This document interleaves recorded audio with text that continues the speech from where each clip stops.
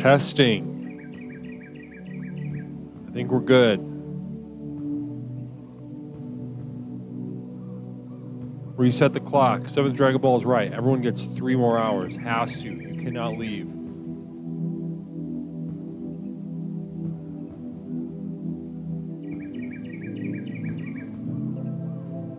All right. I think we're back. Yeah. Looking all right on my side.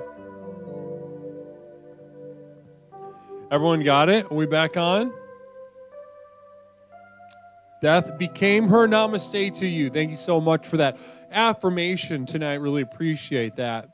And yes, here we are. Cherish, good to see you. Sleepy Cherish, hanging on for dear life. Namaste. Tonight has been the absolute worsey. Like horsey? Worsey?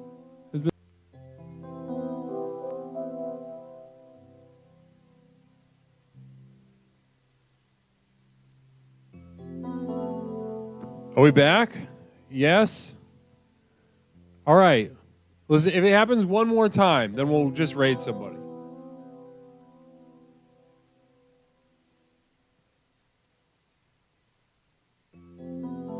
We'll see.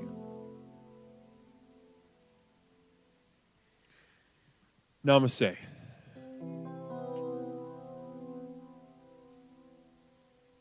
Can you see me? Are we back on? Sociopathogen absolutely is the pedophiles, rapists, and retards clamoring.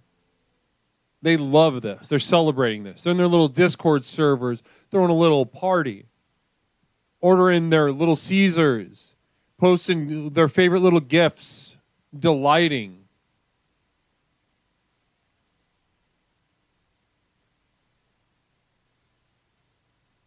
Namaste. Guys, welcome back to the program. I'm not going to apologize. Of course, I'm not going to, but this is, and a communal vision from Phil Z. Already excited to read this. Phil, thanks so much.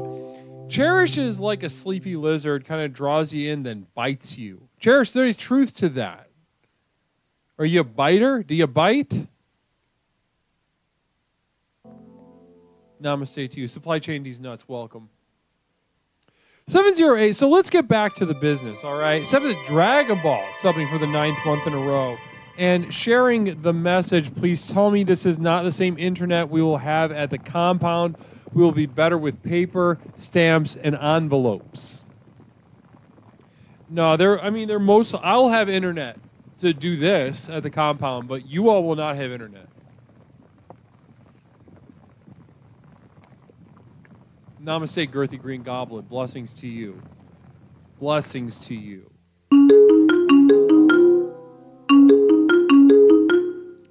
Caller, welcome to Explorations with Leslie Tanner. My name is Leslie. What is something I can call you tonight?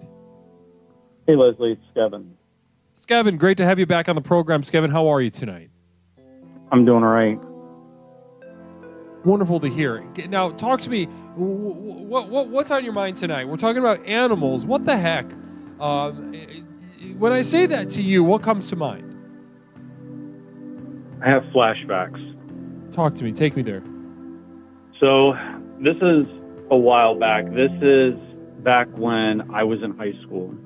And I was an awkward kid, and wasn't really easy for me to go and talk to girls and stuff. Well, I finally got the nerve up to ask a girl to homecoming, and I thought everything was great. And I ended up having to borrow my mom's conversion van, and I had to take my brother with me to homecoming. My brother was like a freshman or something. It was horrible. So I want to welcome the Raiders real fast. One moment. Raiders, welcome to Explorations with Leslie Tanner. My name is Leslie, host of Explorations with Leslie Tanner. It's fantastic to have you back on. Creamy goodness, also hello to you. But Raiders, welcome to the final personal power program that absolutely guarantees not only to cure whatever mental illness you have, but to absolutely allow you to lock into that next level power that you've known you've had all along. We are here to transform your life from the ground up with the 4 basic tenets that you will find in the channel points. Namaste. So if you're ready to begin, if you're ready to let the truth and effective profundity of the program into your heart, then get here, follow, and just get into those goddamn channel points. Would you categorize your first girlfriend as an alpaca or a chupacabra? I'm gonna throw that to you, Skevin. Well, I'm gonna get to that. I'll get to that. Okay. So anyways, I finally asked her out, and again, we were gonna go to homecoming, and I had to take my brother, and we had to take my mom's large conversion van, and I thought we hit it off really good. You know, like I said, I was really awkward. It's hard for me to go and talk to other women. Like, it just does not come naturally. I am just a horrible person just to interact with individuals anywhere face to face. Not charming, not funny, not really that charismatic, just not that good to be around. Yeah, exactly. Just a horrible person. So, okay. She goes with me. We had a really good time, and then we were going to go to a place and meet up with a bunch of people afterwards. And so, I'm thinking, wow, I'm going to ask her out and everything. Everything's going to be great. You know, she's my girlfriend. And as I'm driving to this place, I had this large thing just ran right out in front of us. I couldn't figure out what it was. I hit it. It destroyed my mom's van, pulled off on the side of the road. There's like fluid and stuff coming all out over the car. And I turned and I heard this really loud noise. And here I had hit a large horse and killed it. And there were other horses that were running around. I guess they must have been like friends with the horse. Because as I was going up to one of the homes to like, hey, call somebody, like the horses were running up at me and like jumping up at me and stuff. And I don't know, like making a big scene. It was just a horrible situation. And then after all that, I had to take her home in a cop car from homecoming. It was horrible. And then the next day at school, I had kids that would walk by. One kid walked by, and as I was trying to talk to her, made a horse noise. And I threw him against the lockers, and needless to say, she never talked with me ever again. And I just found out a few years ago she's a lesbian now. So I'm guessing that I did that. Yeah, it sounds to me like you did that. Yeah. So fuck horses. Horses are horrible. Why would anybody allow a horse to run wild out in the middle of the street? And we weren't driving in like the country either. This was like a fairly densely populated area, and there was a fucking horse. There was two horses running around. Like, what the fuck is going on? Yeah, I think that horse, it's the horse's fault. It's the owner's fault. The last person whose fault it is yours. You shouldn't have had to deal with any of that sort of stuff. And, to sort of scar you at such an early age, I think that would be, the horse's fault. The horse has to understand that, the road isn't a safe place to be. That if you go out in the road at night, you might explode because these cars are going to kill you. And then, on top of that, what I would like to, a theme that I am glad came up tonight, because it's something I think, pretty frequently, is I don't think enough credit is given to horses, and maybe this is more neutral. This is a more neutral point. I don't think enough credit is given to horses for just a general increase in lesbianism.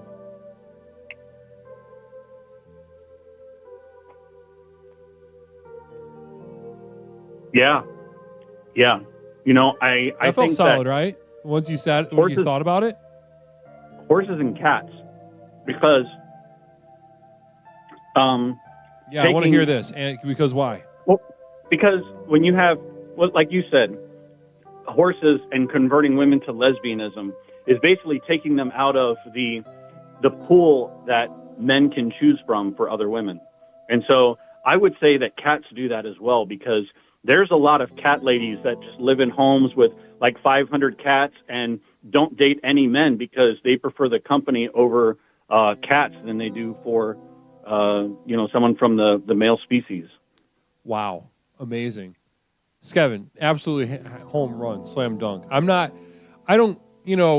think there's a lot of theories, of course the truth of the present moment is always complicated and nuanced. But, we can rely on minds like yours with theories like that one to sort of provide some insight, to, hold up a lantern in this dark cave of reality and just see exactly what the heck is going on. I think with the causation that you laid out is pretty much airtight. And I kind of don't even want to comment on it because I want those who felt they just saw a light and it's helping them, I want them to sit with that. But even more so, those in the chat that felt your theory of lesbianism as it relates to animals, I think, and they felt, if they heard that and they felt like a dissonance in their heart, they said, I disagree. I want them to sit with the dissonance that just came up in their life. Because I think what you just shared was, I don't like to throw this word around a lot, but, I would say groundbreaking. Wow. Thank you. Gavin, I think you really hit a home run for us tonight. Thank you for shedding a light on the, correlation between, horses and lesbianism mainly. I know we threw cats in there as an extra little treat, but... And again, this isn't a judgment call on the number of lesbians, whether there should be more or less or anything like that. I don't give a shit. I'm just saying, proof's in the pudding, So listen, any final thoughts before we move on tonight, Skevin? You sit there and you're bringing up a really good point that this isn't studied enough, and our government spends billions of dollars every year researching, frog activity in, the urban United States or something like that. Why are we not spending more money to find out the causation of horses and lesbianism? I think that is something that I think our tax dollars should go towards, something that's actually substantive, something that would actually provide us with some kind of data that would be useful for the human race. I know exactly. We just approved $100 billion to use people in one part of the world as human shields and to just fillet another group of people. And, can we throw you $50 to research the correlations between horses and lesbianism? I'd like to think so. I think we got room in the ledgers for it.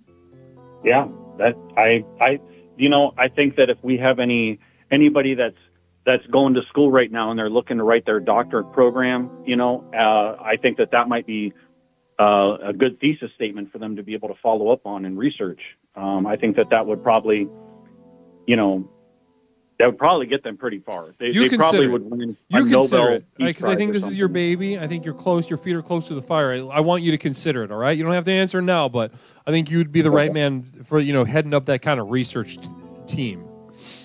Yeah, if there's any lesbians out there that want to be able to be in on that study, just hit me up. I've got no problem hanging out and talking with some lesbians about horse penises or something. Yeah, 100%. You're the right man. Listen, Skevin, thank you so much for being with us tonight. Truly a fantastic call. Yeah. Thanks. Namaste. Namaste. Namaste. 708-240-8953. 708-240-8953. And we're, oh, Lord, nah. I think we're going to have to raid.